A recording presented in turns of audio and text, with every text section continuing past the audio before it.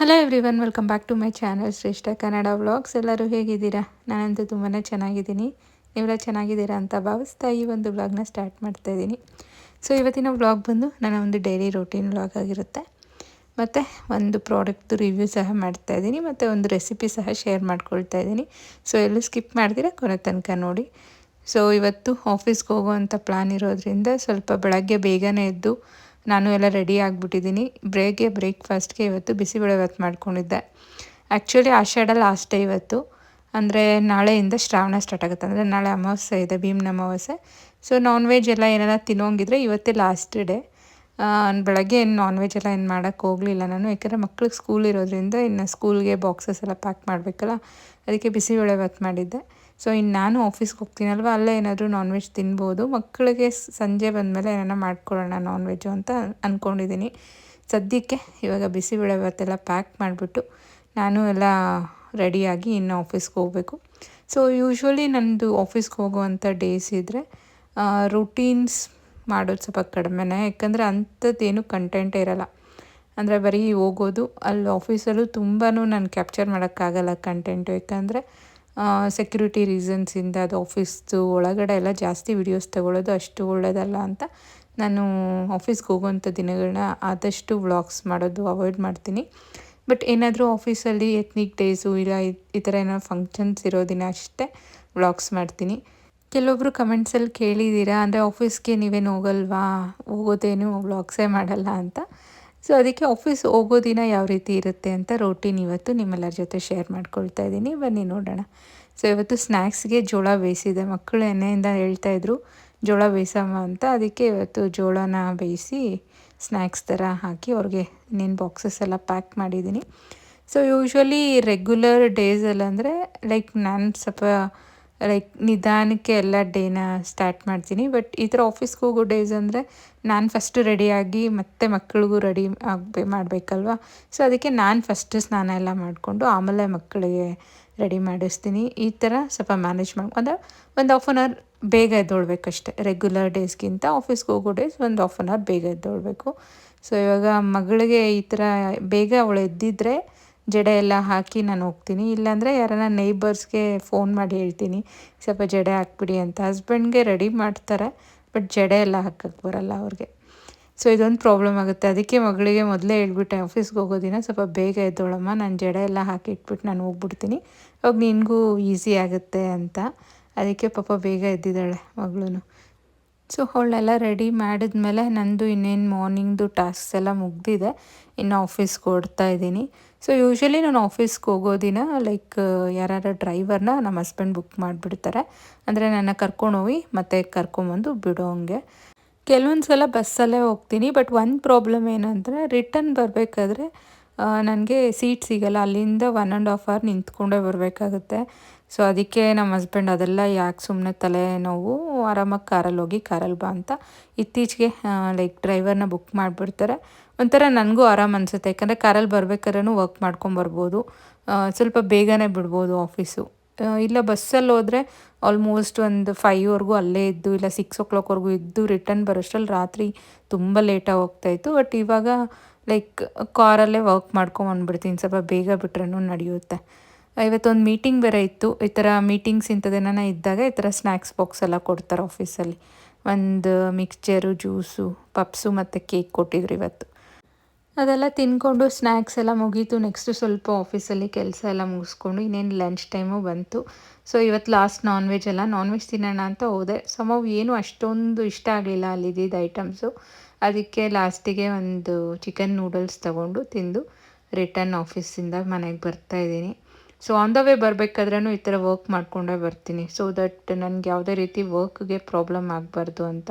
ಮನೆಗೆ ಬಂದಾಗ ರಿಯಲೈಸ್ ಆಯಿತು ತುಂಬ ಮೊಟ್ಟೆ ಇದೆ ಮನೆಯಲ್ಲಿ ಅಂತ. 8 to 9 ಎಗ್ಸ್ ಹಂಗೆ ಇದ್ದೋಗಿತ್ತು. ಇವತ್ತು ಫಿನಿಷ್ ಮಾಡಿಬಿಡ್ಬೇಕು. ಅದಕ್ಕೆ ಏನಾದರೂ ಲೈಕ್ ಸ್ಪೆಷಲ್ ಮಾಡಿಕೊಂಡ್ರೆ ಮಕ್ಕಳು ತಿಂದ್ಬಿಡ್ತಾರೆ ಅಂತ ಇವತ್ತು ಎಗ್ ಮಂಚೂರಿಯನ್ ಮಾಡಿಕೊಡ್ತಾಯಿದ್ದೀನಿ. ಸೊ ಇದಾದರೆ ಸ್ನ್ಯಾಕ್ಸ್ ಥರ, ಹೆಂಗೂ ಸಂಜೆ ಬೇರೆ ಅಲ್ವಾ, ಸ್ನ್ಯಾಕ್ಸ್ ಥರ ತಿಂದ್ಬಿಡ್ತಾರೆ ಅಂತ ಇಲ್ಲಿ ಕ್ವಿಕ್ಕಾಗಿ ಮಾಡ್ತಾಯಿದ್ದೀನಿ. ಸ್ವಲ್ಪ ಕಾರ್ನ್ಫ್ಲೋರು, ಅದಕ್ಕೆ ಸ್ವಲ್ಪ ಏನು ಮನೇಲಿ ಮಸಾಲೆ ಇರುತ್ತಲ್ವ, ಧನಿಯಾ ಪುಡಿ, ಗರಂ ಮಸಾಲ, ಖಾರದ ಪುಡಿ, ಅರಿಶಿನ ಪುಡಿ, ಇದನ್ನೆಲ್ಲ ಹಾಕಿ ಒಂದು ಬ್ಯಾಟರ್ ಥರ ಮಾಡಿ ಎಗ್ನ ಬೇಯಕ್ಕಿಟ್ಟಿರ್ತೀನಿ ಮುಂಚೆನೇ. ಇವಾಗ ಒಂದು 8 to 9 ಎಗ್ಸ್ ಏನೋ ಇತ್ತು, ಅಷ್ಟೂ ಬಾಯ್ಲ್ ಮಾಡ್ಕೊಳ್ತಾ ಇದ್ದೀನಿ. ಸೊ ಇದು ಹೆಂಗಿರುತ್ತೆ ಅಂದರೆ ಸೇಮ್ ಗೋಬಿ ಮಂಚೂರಿ ಹೆಂಗೆ ಮಾಡ್ತೀವೋ ಅದೇ ಥರ, ಗೋಬಿಗೆ ಬದಲು ಇಲ್ಲಿ ಎಗ್ ಹಾಕ್ಕೊಳ್ತೀವಿ ಅಷ್ಟೇ. ಸೊ ಈ ಥರ ಮಾಡಿ ಕೊಡೋದ್ರಿಂದ ಮಕ್ಕಳಿಗೆ ಏನಂದರೆ ಅವ್ರಿಗೆ ಎಗ್ ತಿಂತಾಯಿದ್ದೀವಿ ಅಂತಲೂ ಅನಿಸಲ್ಲ, ಏನೋ ಗೋಬಿ ಮಂಚೂರಿ ತಿಂತಾಯಿದ್ದೀವೇನೋ ಅಂತ ಸ್ವಲ್ಪ ಕ್ವಾಂಟಿಟಿ ಜಾಸ್ತಿನೇ ತಿಂತಾರೆ. ಇವಾಗ ಒಂದು ಎಗ್ ತಿನ್ನೋ ಅಷ್ಟರಲ್ಲಿ ಸಾಕು ಅಂತಾರಲ್ಲ, ಬಟ್ ಮಂಚೂರಿಯನಲ್ಲಿ ಕೊಟ್ಟರೆ ಸಾಸೆಲ್ಲ ಹಾಕ್ಕೊಂಡು ಸ್ವಲ್ಪ ಜಾಸ್ತಿನೇ ತಿಂತಾರೆ. ಸೊ ಇವಾಗ ಆಲ್ರೆಡಿ ಬ್ಯಾಟ್ರನ್ನೆಲ್ಲ ರೆಡಿ ಮಾಡಿ ಇಟ್ಕೊಂಡಿದ್ದೀನಿ, ಮೊಟ್ಟೆ ಬೇಯಕ್ಕಿಟ್ಟಿದ್ದೀನಿ. ಸೈಡ್ಗೆ ಇವಾಗ ಆನಿಯನ್ಸು, ಕ್ಯಾಪ್ಸಿಕಮು, ಸ್ವಲ್ಪ ಹಸಿಮೆಣ್ಸಿನ್ಕಾಯಿ, ಬೆಳ್ಳುಳ್ಳಿ ಇದೆಲ್ಲ ಜಜ್ಜಿ ಇಟ್ಕೊಂಡಿದ್ದೀನಿ, ಲಾಸ್ಟಲ್ಲಿ ಮಸಾಲೆ ಹಾಕೋಣ ಅಂತ. ಇವಾಗ ಏನು ಎಗ್ ಬಾಯ್ಲ್ ಮಾಡಿರ್ತೀವಲ್ವ ಅದನ್ನು ನೀಟಾಗಿ ಕಟ್ ಮಾಡ್ಕೋಬೇಕು. ಅಂದರೆ ನೀವು ಒಂದು ಎಗ್ನ 4 ಪೀಸಸ್ ಕಟ್ ಮಾಡ್ಕೋಬೋದು. ನಾನು ಇನ್ನು ಸ್ವಲ್ಪ ಚಿಕ್ಕದಾಗಿ ಮಾಡ್ಕೊಂಡಿದ್ದೀನಿ, 6 ಪೀಸಸ್ ಮಾಡ್ಕೊಂಡಿದ್ದೀನಿ. ಮತ್ತು ಆ ಬ್ಯಾಟ್ರ್ ಏನು ಕಾರ್ನ್ಫ್ಲೋರೆಲ್ಲ ಹಾಕಿ ಮಾಡಿರ್ತೀವಲ್ವ, ಸೇಮ್ ಮಂಚೂರಿಯನ್ನೇ, ನೀವು ಗೋಬಿ ಮಂಚೂರಿ ಯಾವ ರೀತಿ ಬ್ಯಾಟರ್ ಮಾಡ್ಕೊಳ್ತೀರೋ ಅದೇ ಥರ ಮಾಡಿಕೊಂಡು ನೆಕ್ಸ್ಟು ಸ್ವಲ್ಪ ಆಯಿಲಲ್ಲಿ ಡೀಪ್ ಫ್ರೈ ಮಾಡ್ಕೋಬೇಕು. ಆ್ಯಕ್ಚುಲಿ ಮನೆಯಲ್ಲಿ ಕಾರ್ನ್ಫ್ಲೋರ್ ಸ್ವಲ್ಪ ಕಡಿಮೆ ಇತ್ತು, ಅದಕ್ಕೆ ನಾನು ಸ್ವಲ್ಪ ಕಡಲೆ ಹಿಟ್ಟು ಹಾಕ್ಕೊಂಡಿದ್ದೀನಿ ಲೈಕ್ ಬೈಂಡಿಂಗ್ಗೋಸ್ಕರ. ಬಟ್ ನೀವು ಮಾಡ್ಕೊಳ್ಳೋವಾಗ ಜಸ್ಟ್ ಕಾರ್ನ್ಫ್ಲೋರಲ್ಲೇ ಮಾಡ್ಕೊಳ್ಳಿ, ರುಚಿಯಾಗಿ ಬರುತ್ತೆ. ಇವಾಗ ಲೈಕ್ ಗೋಬಿ ಯಾವ ರೀತಿ ಡೀಪ್ ಫ್ರೈ ಮಾಡ್ಕೊಳ್ತೀರೋ ಅದೇ ಥರ ಇಲ್ಲಿ ಎಗ್ನ ಡೀಪ್ ಫ್ರೈ ಮಾಡ್ಕೊಳ್ತಾ ಇದ್ದೀನಿ. ಸೊ ಆ್ಯಕ್ಚುಲಿ ಆಫೀಸ್ಗೆ ಹೋಗಿ ಬಂದು ಸುಸ್ತಾಗಿದೆ, ಬಟ್ ಇನ್ನು ಎಗ್ಗು ವೇಸ್ಟ್ ಆಗುತ್ತೆ ಅಂತ ಕಷ್ಟಪಟ್ಟು ಮಾಡ್ತಾಯಿದ್ದೀನಿ ಇವತ್ತು. ಸೊ ಈ ಥರ ಎಲ್ಲ ಫುಲ್ಲು ಡೀಪ್ ಫ್ರೈ ಮಾಡ್ಕೊಂಡ್ಮೇಲೆ ನೆಕ್ಸ್ಟು ಅದೇನು ಆನಿಯನ್ನು, ಕ್ಯಾಪ್ಸಿಕಮ್ ಎಲ್ಲ ಇರುತ್ತಲ್ವ, ಸೊ ಅದನ್ನೆಲ್ಲ ಎಣ್ಣೆಲಿ ಹಾಕಿ ಇಲ್ಲಿ ಬಾಡಿಸ್ಕೊಳ್ತಾ ಇದ್ದೀನಿ. ಇದು ಜಸ್ಟ್ ಎಕ್ಸ್ಟ್ರಾ ಮಸಾಲೆ ಥರ. ಸೊ ಸ್ಟಾರ್ಟಿಂಗ್ ಏನು ಡೀಪ್ ಫ್ರೈ ಮಾಡಿರ್ತೀರಲ್ಲ ಅದನ್ನೇ ಸಾಸಲ್ಲಿ ಹಾಕ್ಕೊಟ್ರೆ ಮಕ್ಕಳು ತಿನ್ಕೊಳ್ತಾರೆ, ಬಟ್ ಈ ಥರ ಮಾಡಿಕೊಂಡ್ರೆ ಇನ್ನೂ ರುಚಿಯಾಗಿರುತ್ತೆ. ಸೊ ಈ ಥರ ಎಣ್ಣೆಯಲ್ಲಿ ಈ ಥರ ಬಾಡಿಸ್ಕೊಂಡು ಲಾಸ್ಟಲ್ಲಿ ಸ್ವಲ್ಪ ಚಿಲ್ಲಿ ಸಾಸು, ಟೊಮೆಟೊ ಸಾಸು ಮತ್ತು ಸೋಯಾ ಸಾಸ್ ಇಷ್ಟು ಹಾಕ್ಕೊಂಡು ಸ್ವಲ್ಪ ಫ್ಲೇವರ್ಗೆ ಇಲ್ಲಿ ನಾನು ಒರೆಗೆನೂ ಹಾಕ್ಕೊಂಡಿದ್ದೀನಿ. ಡಾಮಿನೋಸ್ ಎಲ್ಲ ತರಿಸಿದಾಗ ಅದು ಇರುತ್ತಲ್ವ ಪ್ಯಾಕೆಟ್ಸು, ಅದನ್ನು ಹಾಕ್ಕೊಂಡಿದ್ದೀನಿ, ಅದೇನು ಆಪ್ಷನಲ್ಲು. ಸೊ ನೆಕ್ಸ್ಟು ಫ್ರೈ ಮಾಡಿರೋವಂಥ ಎಗ್ ಹಾಕ್ಕೊಂಡ್ರೆ ಎಗ್ ಮಂಚೂರಿಯನ್ ಟೇಸ್ಟಿಯಾಗಿರೋದು ರೆಡಿ ಆಗುತ್ತೆ. ಸೊ ಇವತ್ತೊಂದು ಪಾರ್ಸೆಲ್ ಬಂದಿತ್ತು, ಅಂದರೆ ಸ್ವಲ್ಪ ಬೆಡ್ ಸ್ಪ್ರೆಡ್ಸ್ ಎಲ್ಲ ಆರ್ಡ್ರ್ ಮಾಡಿದ್ದೆ. ಒಂದು ಆಲ್ರೆಡಿ ಬಂದಿದೆ, ಇವತ್ತು ಸೆಕೆಂಡ್ ಇದು ಬಂದಿದೆ, ಅಂದರೆ ಬೆಡ್ ಸ್ಪ್ರೆಡ್ಡು. ಎರಡರದ್ದು ಲಿಂಕ್ ಕಳಿಸಿರ್ತೀನಿ. ಇದು ಜೈಪುರ್ ಕಾಟನ್ ಡ್ರೆಸ್ಸಸ್ ನೀವು ತೊಗೊಂಡಿರ್ಬೋದಲ್ವಾ. ಸೊ ಇದು ಜೈಪುರ್ದು ಬೆಡ್ ಸ್ಪ್ರೆಡ್ಸು, ತುಂಬ ಚೆನ್ನಾಗಿರುತ್ತೆ ಕ್ವಾಲಿಟಿ, ಅಂದರೆ ಪ್ಯೂರ್ ಕಾಟನ್ ಇರುತ್ತೆ. ಸೊ ಯೂಶ್ವಲಿ ನನಗೆ ಬೆಡ್ ಸ್ಪ್ರೆಡ್ಸ್ ಎಲ್ಲ ಕಾಟನ್ ಇದ್ರೇ ಮಲ್ಗೋಕ್ಕೆ ಒಂಥರ ಕಂಫರ್ಟಬಲ್ ಅನಿಸುತ್ತೆ.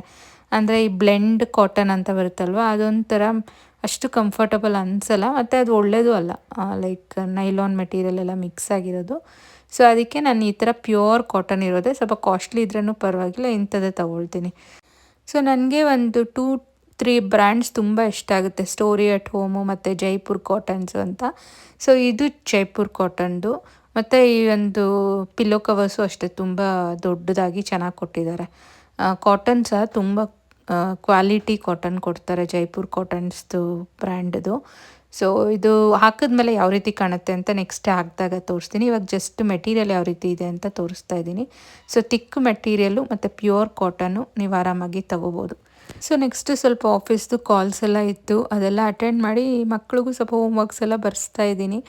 ಮತ್ತು ಸ್ಲಿಪ್ ಟೆಸ್ಟ್ ಡೈಲಿ ಇರುತ್ತೆ ಅವ್ರಿಗೆ, ಅದಕ್ಕೂ ಸ್ವಲ್ಪ ಪ್ರಿಪೇರ್ ಮಾಡ್ತಾ ಇದ್ದೀನಿ. ಸೊ ಇನ್ನು ಇವಾಗ ನಾನ್ ವೆಜ್ ತರಿಸಿ ಒಂದು ಹೊತ್ತಿಗೆ ಪ್ರಿಪೇರ್ ಮಾಡೋದಕ್ಕೆಲ್ಲ ಆಗಲ್ಲ ಅಂತ ಇವತ್ತು ಔಟ್ಸೈಡಿಂದನೇ ಆನ್ಲೈನ್ ಆರ್ಡ್ರ್ ಮಾಡಿಬಿಟ್ಟೆ. ಸೊ ಮಕ್ಕಳಿಗೆ ಲೈಕ್ ಇಷ್ಟಪಟ್ಟು ತಿನ್ನೋದಂದರೆ ಲೆಗ್ ಪೀಸ್ ಇಷ್ಟಪಟ್ಟು ತಿಂತಾರೆ, ಮತ್ತು ಮಟನ್ ಬಿರಿಯಾನಿ ತರಿಸಿದೆ, ಅದು ನನ್ನ ಫೇವ್ರೇಟು.